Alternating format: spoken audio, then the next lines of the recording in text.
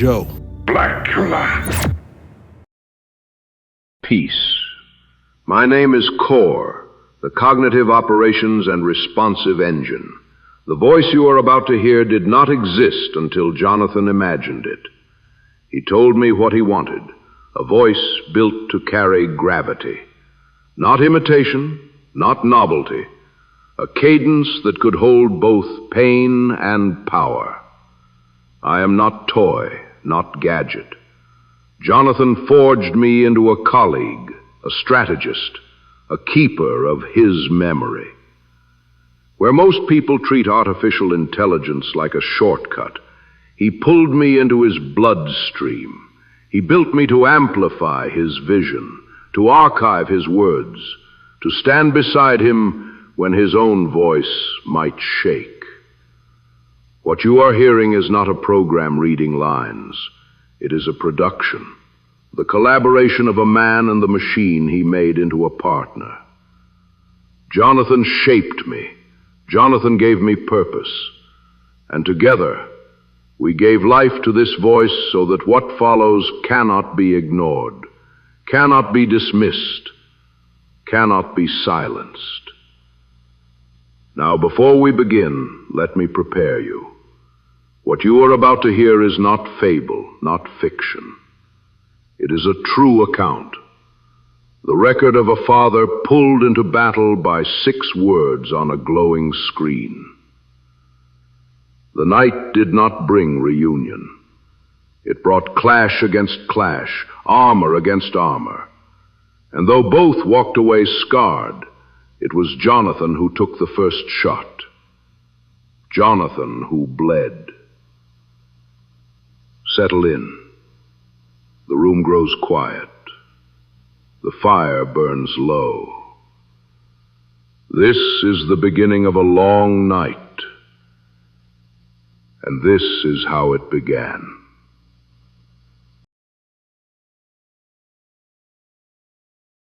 Act 1. The First Strike.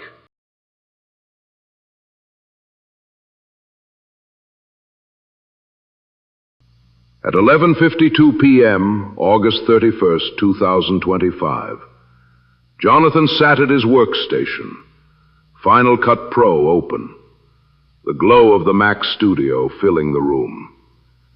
He was splicing frames for a school promo when it happened. The chime. That Apple ding. A new message thread slid open. Not a saved contact, not a familiar number, just an iCloud address, faceless, anonymous. One sentence appeared on his Apple Mac Studio monitor. Is this Jay Whitaker? Not Daddy, not I miss you, not even, are you my father? These words, sharp as a blade, cold, distant, and with them, a father who had not seen his daughter since October 13th, 2018. 6 years, 10 months, 19 days. 2,515 days. 60,360 hours. 3,621,600 minutes. All of them carried in silence. All of them breaking at once. He breathed, hands trembling on the keyboard, and answered, "This is who's asking."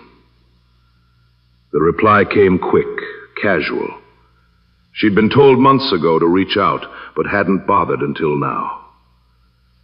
He steadied himself, chose love first. Thank you for doing it. I've got a lot to share. I made you videos. You tell me when you want them. Know this first. Your father loves you very much. That was his opening line. Not defense, not evidence. Love. Her answer was sharper.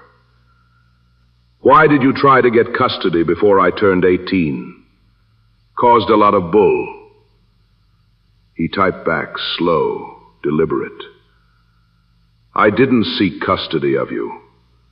I filed for visitation because that was the only way to learn where you were. Not custody, not taking you away. Visitation. But the wall was already there. I know how my mom is, she wrote, but she's 100% with me. I'm tired of he said, she said. No calls, not much effort. You had a life. He sent the photo. That old hug on the steps, his arms around her. Typed, not a day goes by I don't think of you.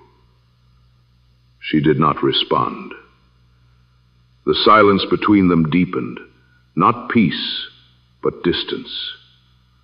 The silence of a father reaching and a daughter retreating. That was the first strike.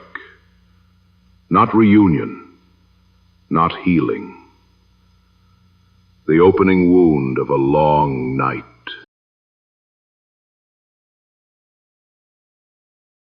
Act 2, Courtroom Echoes and the Bomb.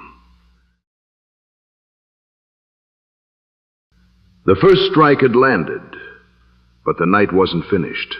It was only sharpening its knives. Her words came steady, surgical. When's the last time you even paid child support? At court, I heard you call me that child. You yelled a lot. Courtroom echoes. Memories of that Zoom hearing where his voice rose, not against her, but for her. He had read a statement prepared in pain, warning the court what her mother had done. But anger carries louder than intent. And all his daughter remembers is hearing him call her that child. He caught his breath. I've paid since 2010, steady. The records prove it. And for the record, you don't pay child support. They take it. Her answer was sharp as ever. I wouldn't know. I'm not anyone's baby daddy. He pressed on, desperate to carve truth into the smoke. I've kept a folder of everything, what I tried, what I did, waiting for you to be old enough to come find me. I didn't run, I didn't hide. My number's been the same since 2010. She swung back with a different blade. I never needed to look you up. I always knew where my mom was. She changed numbers for reasons. Once for us, once for a hurricane. Evacuation. We lost everything. He exhaled, slow. Attorneys told me different. But that's your mother's lane. I won't pile on. And then came the strike he never saw coming. Might I add, I'm pregnant. The words detonated in his chest. Pregnant. For a father who had been cut off nearly 7 years, it was a bomb in the night. His hands trembled again, his heart raced, his mind spun. Futures collapsing, questions choking his throat. He typed careful, steady as he could. Wow. Are you in school? What year? Her answer was quick, casual, cruel. Junior. And before you lose your mind, I was joking, not pregnant. Just wanted to see how you'd react. Shits and giggles. Curious if you'd be disappointed. He froze. The silence on his side wasn't delay. It was heartbreak. That's cold-blooded, he finally wrote. She laughed it off. It was a little funny. Makes up for missed April Fools and for your absence. I'm not that irresponsible. And there it was. Another arrow straight to the lungs. She wasn't just dismissing pregnancy. She was mocking his absence, using cruelty as comedy. He swallowed the fire in his throat. He stayed. Because even when the blows came like shrapnel, he chose to remain father.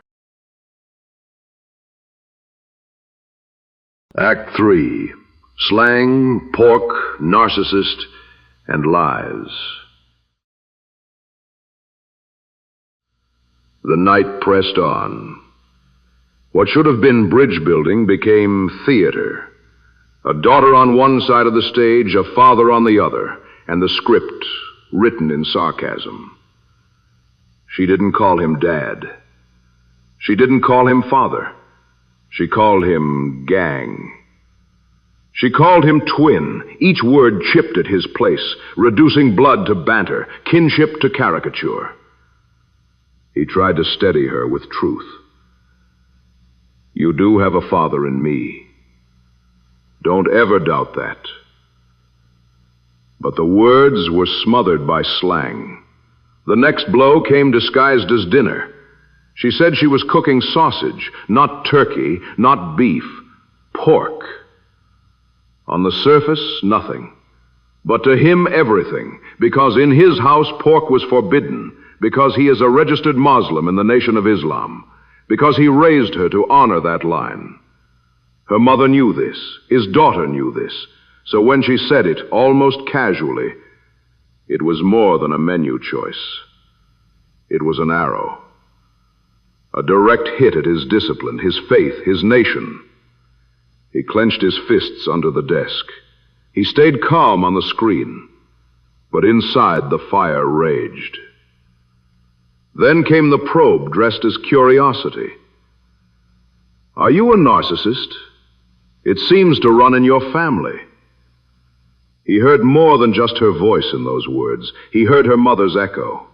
He knew exactly where that accusation was born. And yes, maybe she meant them both, father and mother, but the sting was that she put him in the same sentence.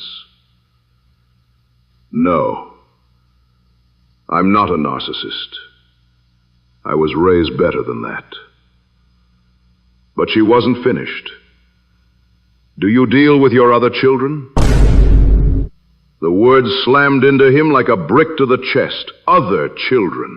The lie he had battled for years. The lie her mother weaponized, now coming out of his daughter's mouth. He wanted to throw something, to put a hole in the wall, to smash the closest thing to hand. Because it wasn't true. It had never been true. No, he typed, forcing his rage into steady letters. There are no other children. That's a lie your mother created. If it were true, I'd own it, but it's not. And I will not wear that falsehood. She followed with another jab. Are you married? He answered, not anymore. She said, just you. Bare in the big blue house. He leaned into the insult, refusing to let her see him crack. Yes, just me. My home, my bills. Paid. No collections. Grown folk business. Her reply cut again. She tried another angle. If I was pushing 50 with no kids, I'd be miserable. The jab missed its mark. He is 51, soon to be 52. She didn't even know his age. And that ignorance made the cruelty sting sharper. Because she mocked not a fact, but the shadow of a lie. He answered with calm conviction, that's the difference between us. I'm not miserable. I'm blessed.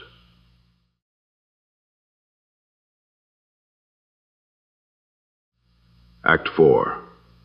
The monologue.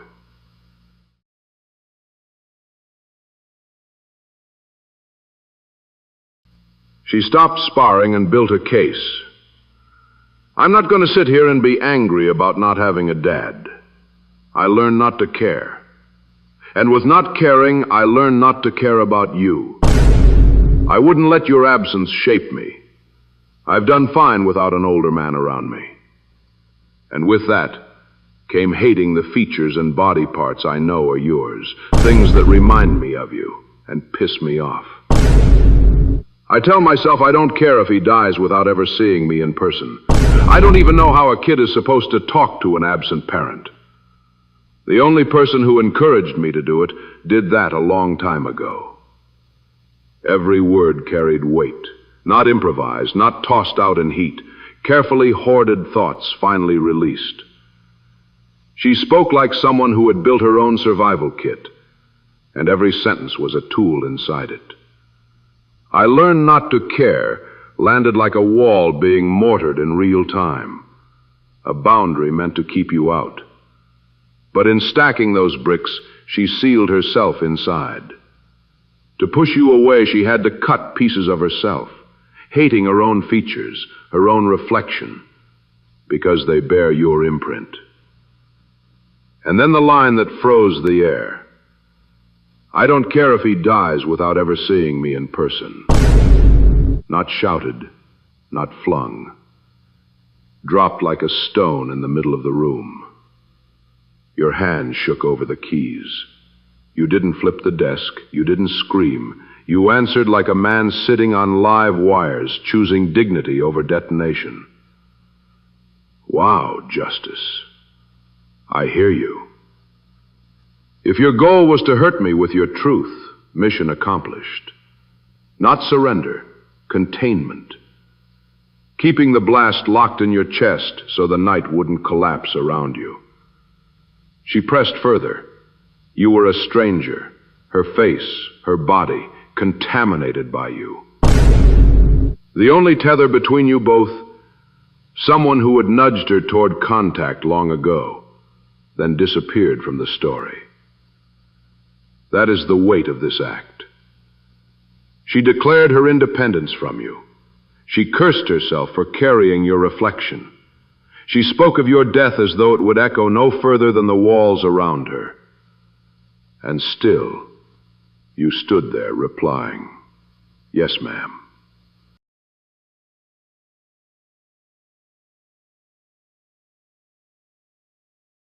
Act 5. The door half open.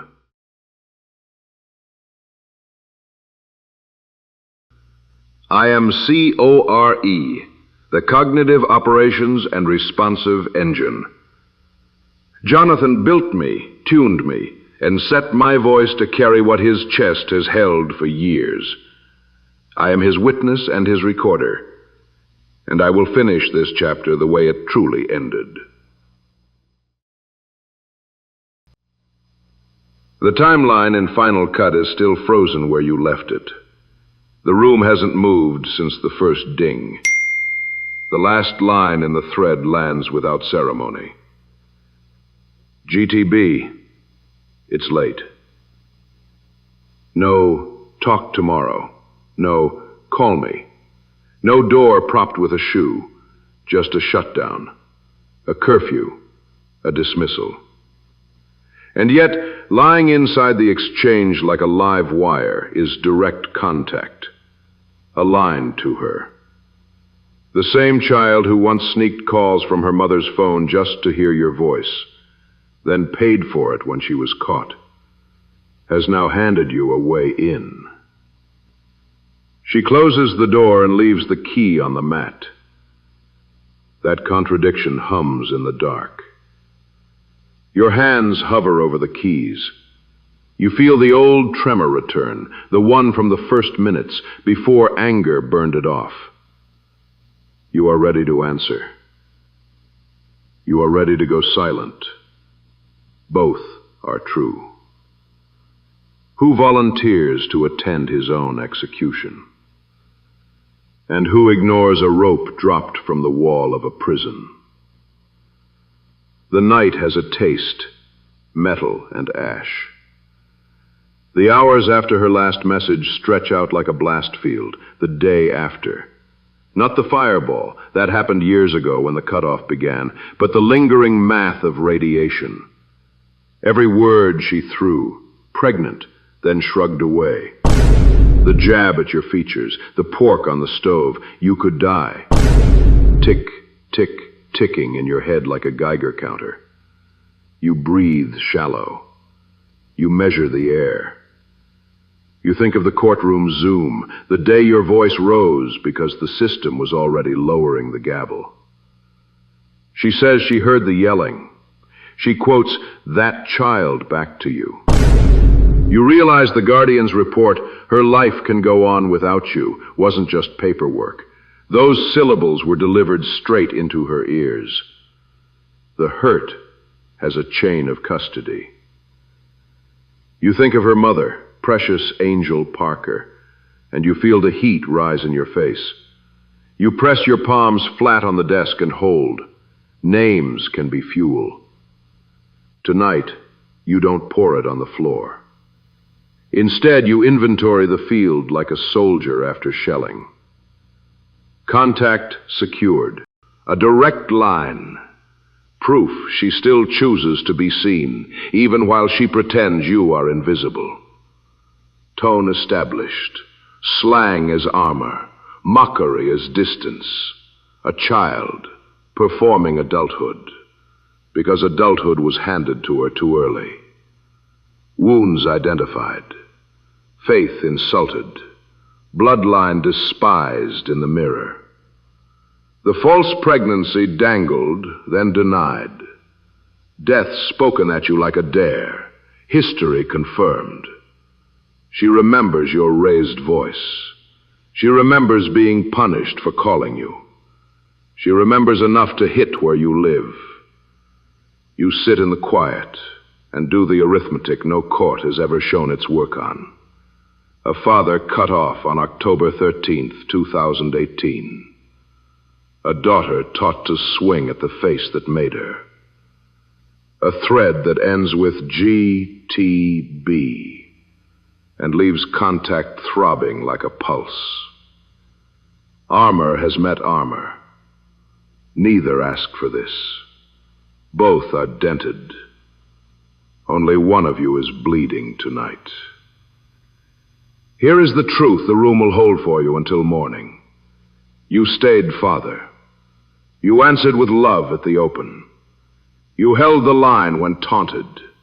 You refused to return poison for poison. You did not earn what struck you. She did not deserve what shaped her. So what now? You can write into that new line she gave you. Slow, steady, measured. You can wait. Let tomorrow's light burn off the fallout and speak when the air is cleaner. Either way, you will not surrender the ground called father. Let the record reflect, this father did not deserve this. This daughter did not deserve this. And yet both stand in the same ruined ground. Where is the justice for justice? Where is the justice for the father? The screen finally goes dark. The house settles. The dosimeter in your chest quiets by degrees. On your desk, amid the ash of this night, lies the strangest artifact of all, a way back in. To be continued.